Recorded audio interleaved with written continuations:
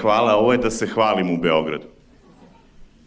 Inače, nemate pojma ko sam ja. Šta ima veze, ni ja nemam pojma makedonski. Biće nam super večeras. Pitao sam prvo da li ljudi znaju srpski jezik u Skoplju. I znate šta su mi rekli? Znaju ljudi u Skoplju srpski jezik. Svi Albanci znaju srpski jezik. Tako da, dobro, kako da vam kažem nešto što ćete razumeti. Kosovo je Srbija. Ne, nema veze.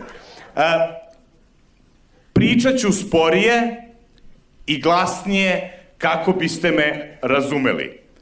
Ponašat ću se, znači, prema vama kao što se roditelji ponašaju prema svojoj deci. Aj sad neka podigne ruku onaj ko je roditelj ovde. Evo,